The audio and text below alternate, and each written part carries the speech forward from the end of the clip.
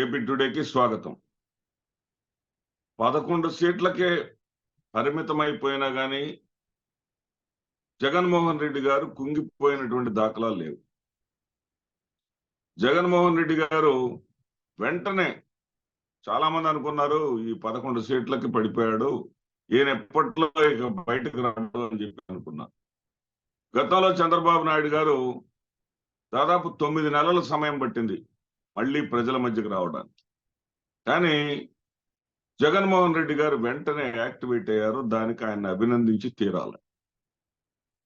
ఢిల్లీలో తన కార్యకర్తల కోసం, ఆంధ్రప్రదేశ్ రాష్ట్రంలో జరుగుతున్నటువంటి అరాచకాల మీద దేశం దృష్టికి తీసుకెళ్లేటటువంటి విషయంలో మెరుపు ధర్నా చేసి అక్కడ విపక్షాలను కూడా ఆకర్షించి విపక్షాలను సైతం ఈ సమస్య మీద భాగస్వామ్యాలు చేయటం ఖచ్చితంగా జగన్మోహన్ రెడ్డి గారు సాధించినటువంటి విజయమే. కార్యకర్తలకు అండగా ఉంటానంటూ వినుకొండ మొదలుకొని నంద్యాల వరకు, అలాగే విజయవాడ వరకు ప్రతి చోట కూడా అక్కడికి ప్రత్యక్షంగా వెళ్ళటం, కార్యకర్తలతో మమేకం కావటం ఖచ్చితంగా ఆహ్వానించదగినటువంటి పరిణామాలు. అదేవిధంగా పార్టీ ప్రక్షాళన కూడా గట్టిగానే చేస్తున్నట్టుగా కనిపిస్తా ఉన్నది. నిన్ననే బెంగళూరు నుంచి వచ్చి వెంటనే వైఎస్ఆర్ జిల్లాకి రవీంద్రనాథ్ రెడ్డి గారిని, అట్లాగే అన్నమయ్య జిల్లాకి అమర్నాథ్ రెడ్డి గారిని, ఏలూరు జిల్లాకి దోలం నాగేశ్వరరావు గారిని, వీళ్ళందరినీ నియమించడమే కాకుండా ప్రధానమైనటువంటి సెల్స్ ఏదైతే ఉన్నాయో యువజన విభాగం జక్కంపూడి రాజా గారిని, అదేవిధంగా పిసిసిఎల్ ఎమ్మెల్సీ రమేష్ యాదవ్ గారిని, ఎస్ఎస్ఎల్ సుధాకర్ బాబు గారిని, అదేవిధంగా విద్యార్థి విభాగం పానుగంట చైతన్యాన్ని, చేనేత విభాగం గంజి చిరంజీవి గారిని, ఈ రకంగా అన్ని నియామకాలు జరుపుకోవటం, అదేవిధంగా మార్పులకు వెనకాడను అనే విధంగా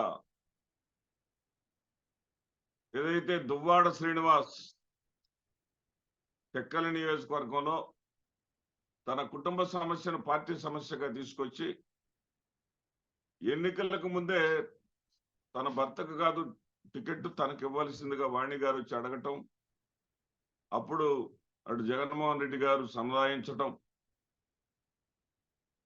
ఆ తర్వాత కూడా ఆ సమస్యని అతను చల్లార్చుకోలేకపోవటం, అది పార్టీ ప్రతిష్టకు భంగం కలగటంతో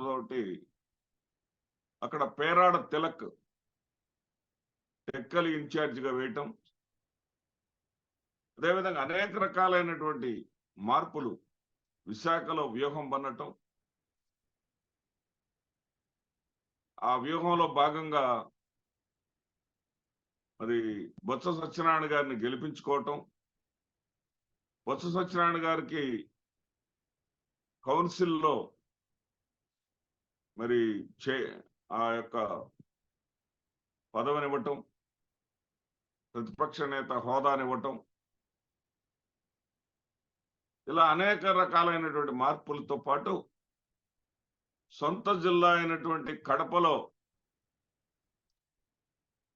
తనను దెబ్బతీయాలని చూస్తున్నటువంటి తెలుగుదేశం పార్టీ ప్రయత్నాలను పసిగట్టి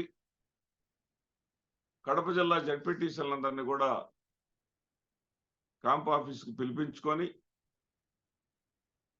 వారందరికీ కూడా అన్ని విధాల అండగా ఉంటానని, అవసరమైతే ఆర్థికంగా కూడా అండగా ఉంటానని చెప్పేసి భరోసా ఇచ్చి అక్కడ తెలుగుదేశం ప్రయత్నాలను కూడా ప్రయత్నం చేసేటటువంటి పరిస్థితులు లేకుండా చేయటం, ఇవన్నీ కూడా జగన్మోహన్ రెడ్డి గారు పార్టీలో చురుగ్గా ఉన్నారు అనడానికి మనం పేర్కొనవలసినటువంటి తార్కాణం. అట్లాగే ప్రజల్లో నుంచి ప్రెజర్ రావాలి. ప్రజల్లో నుంచి ప్రెజర్ రావడానికి ఇంకా కొంత సమయం పడుతుంది. ఇప్పటికే ప్రజల్లో ప్రెజర్ వచ్చే విధంగా వాళ్ళ ప్రవర్తన ఉంది. చంద్రబాబు నాయుడు గారు ఏం చెప్తున్నారు? ఆదాయం 100 రూపాయలుంటే ఖర్చు 113 రూపాయలుంది. సూపర్ 6 హామీలు ఇచ్చా, చూస్తుంటే భయమేస్తుంది అంటున్నాడు. ఎమ్మెల్యేల చేతేమో అసలు ఈ యొక్క పథకాలు ఇవ్వాల్సిన అవసరం లేదని చెప్పిస్తా ఉన్నాడు. పథకాలు ఎగ్గొట్టేటటువంటి ప్రయత్నాలు చేస్తా ఉన్నాడు అనేది ప్రజల్లోకి ఇప్పుడిప్పుడే వస్తా ఉంది.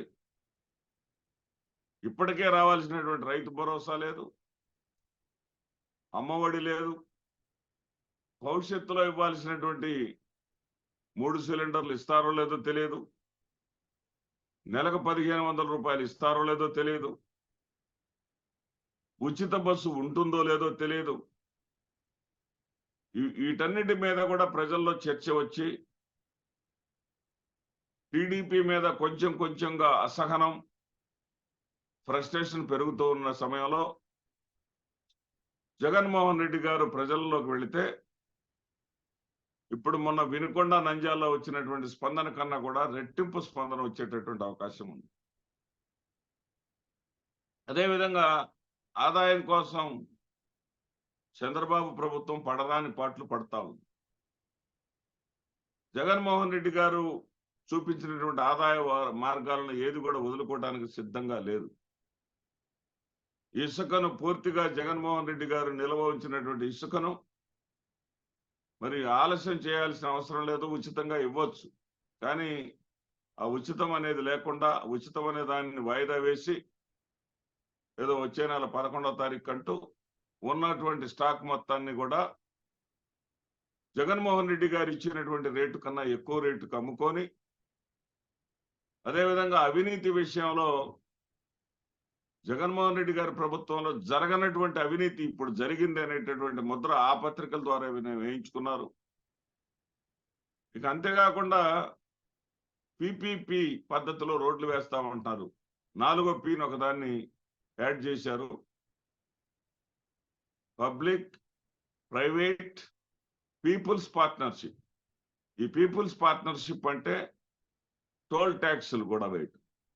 టోల్ ట్యాక్సులు వేస్తే 4 లైన్లకి టోల్ ట్యాక్స్ వేయటం తప్పదు. 4 లైన్స్ మీద టోల్ ట్యాక్స్ కడుతుంటేనే 100లో డబ్బులు అయిపోతా ఉన్నాయి కారు బయటకు వస్తే.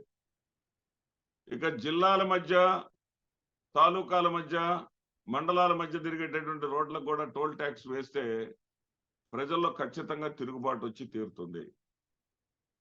ఎందుకంటే ఇప్పటికే ఆంధ్రప్రదేశ్ రాష్ట్రంలో పెట్రోల్, డీజిల్ ధరలు ఎక్కువగా ఉన్నాయని తెలుగుదేశం పార్టీలో కూడా గొడవలు చేసింది. మరి అధికారంలో ఇచ్చిన వెంటనే ఆ ధరలు ఏమైనా తగ్గించిందా? తగ్గించదు. భవిష్యత్తులో కూడా తగ్గించేటటువంటి పరిస్థితులు లేవు. ఎందుకంటే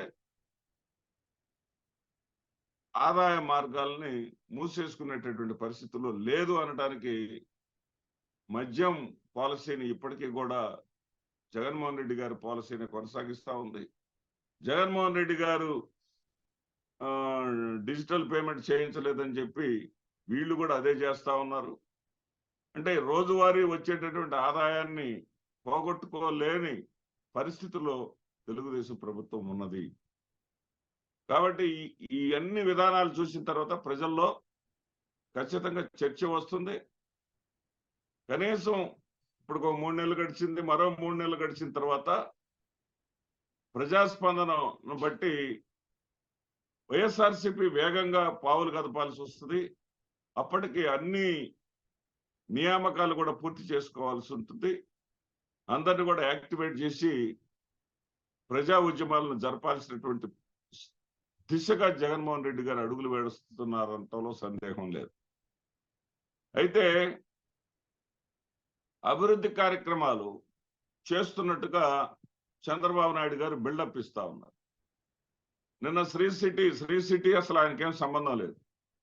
శ్రీ సిటీకి ఆధ్యులు ప్రారంభించిన వాళ్ళు దివంగత ముఖ్యమంత్రి డాక్టర్ వైఎస్ రాజశేఖర రెడ్డి గారు.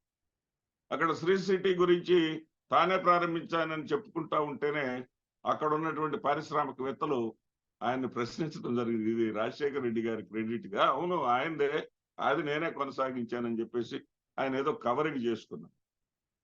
సరే ఏది చేసుకున్నా సరే 16 పరిశ్రమలు జగన్మోహన్ రెడ్డి గారి హయాంలో ఆరంభమైనటువంటి పరిశ్రమలని ఈయన మళ్ళీ ప్రారంభం చేసి తన పబ్లిసిటీ పిచ్చిని బయట పెట్టుకున్నారు.